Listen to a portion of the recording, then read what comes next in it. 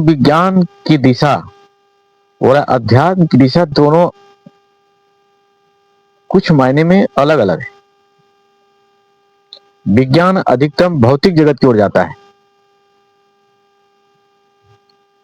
और लोगों का ध्यान खींच लिया। कुछ गिने चुने वैज्ञानिक हैं,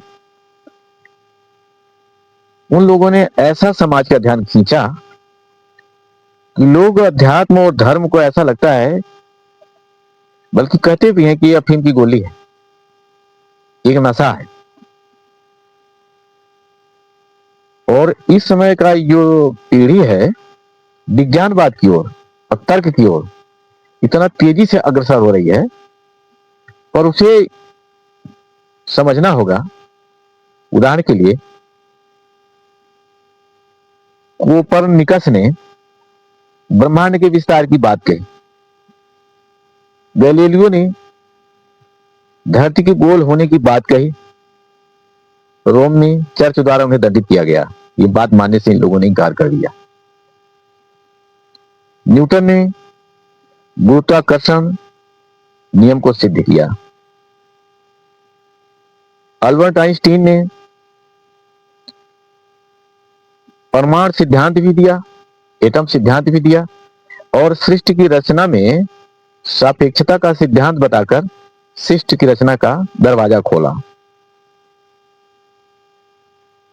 जॉन लेस्टर ने कहा कि यह धरती, यह ब्रह्मांड जो है बिग बैंग से बना है, विस्फोट से बन रहा है। हबल ने यह कहा कि ब्रह्मांड में आकाशगंगा है जिसका विस्तार हो रहा है और बढ़ रहा है, उसी से ये सारा जगत बन रहा है। मोटे मोटे ऐसे 10-5 वैज्ञानिक हैं जिन लोगों ने सारे संसार का ध्यान अपनी ओर खींच लिया। लेकिन सच ये भी है, ये तो भौतिक विज्ञान है, ये भौतिक बातें मूल रूप से हैं, लेकिन अध्यात्म जीवन की और चेतना की गुत्थी सुलझाता है। भौतिक जगत की गुत्थी अध्यात्म नहीं सुलझाता, भौतिक जगत को किनारे करता है, दूर करता है, और अध्यात्म जो है जीवन जगत की गुत्थी सुलझाता है। जीवन क्या है, जन्म क्या है। यहां तक कि अभी विज्ञान यह नहीं बता सका कि यह इतना सुलझा हुआ सुंदर प्राणी मानव कैसे बना। इसके सारे पार्ट्स जो इसके काया में लगे हुए हैं, किस सिद्धांत के आधार पर, किस भौतिक विज्ञान के आधार पर ये लगे हुए हैं। वायरस बैक्टीरिया से चलते चलते चलते विकसित होते होते यह मानव समस्त संसार के सभी जीवों से उच्च कोटि का एक प्राणी बना। लेकिन इसको अभी विज्ञान नहीं सुलझा पा रहा है। कोशिकाओं की कहीं संरचना बताएगा, कहीं कोशिकाओं के विभाजन से जीव की रचना बताएगा, कहीं क्रोमोसोम से जोड़ेगा, कहीं जीन्स से जोड़ेगा, लेकिन अभी एक ऐसी बुनियाद पर अभी नहीं पहुंचा यह सिद्ध कर दे कि मानव तन इस सिद्धांत पे बना है। अभी यहां विज्ञान सफल नहीं हुआ है, और अध्यात्म भी यहां सफल नहीं हुआ है। अध्यात्म भी कह रहा है कि परमात्मा ने बनाया। तो जब परमात्मा बनाता है तो जितने प्राणियों को बनाता है, सब प्राणियों में बनाते समय सब जगह वो ड्यूटी लगाए बैठा है। तो सबसे पहले तो मां के पेट में परमात्मा प्रवेश करता होगा, फिर वहां संरचना बनाता होगा, फिर बाहर आता होगा। ये बात गले नहीं उतरती। परमात्मा है ही नहीं तो बनाएगा कौन। परमात्मा एक पावर है, एक एनर्जी है, एक विश्व शक्ति है, उसका एक सिद्धांत है, एक नियम है, एक कायदा है, उसके तहत सब बन रहे हैं। कैसे बन रहे हैं, यहां पर विज्ञान और अध्यात्म एक होना पड़ेगा। जब दोनों इस सिद्धांत पर एक सहमत होंगे तब अध्यात्म और विज्ञान समाज को स्वीकार होगा।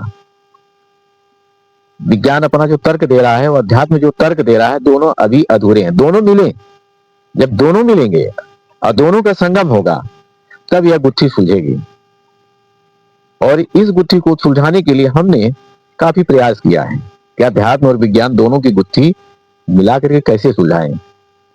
एक हमारी छोटी सी पुस्तक है कुदरत, उसको यदि आप अध्ययन करेंगे, उसमें आप गोता मारेंगे तो बहुत कुछ आपको विज्ञान और अध्यात्म की गुत्थी सुलझी हुई मिलेगी। और सीधे अध्यात्म को हम नकार नहीं सकते और सीधे विज्ञान को स्वीकार नहीं कर सकते। विज्ञान भी अध्यात्म है और अध्यात्म भी विज्ञान है।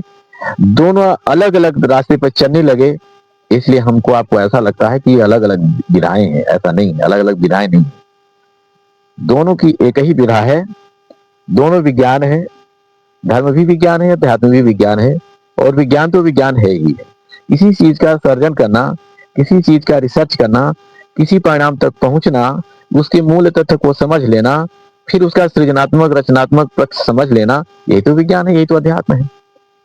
और ये समझने के बाद यह मानव शांत हो जाता है, महसूस कर लेता है कि हम समझ गए, जान गए, पा गए। इन्हीं शब्दों से अपने आप को शांत कर लेता है। पर अभी इस विधा तक पहुंचे हुए कुछ बिरले लोग हैं, कुछ ऋषि लोग हैं, कुछ संत लोग हैं, कुछ वैज्ञानिक लोग हैं। इसलिए यह विधा अभी हम लोगों को गले सहज ढंग से नहीं उतर रही है। आगे चल करके संभव है अध्यात्म और विज्ञान दोनों मिल करके इस समस्या का समाधान करेंगे।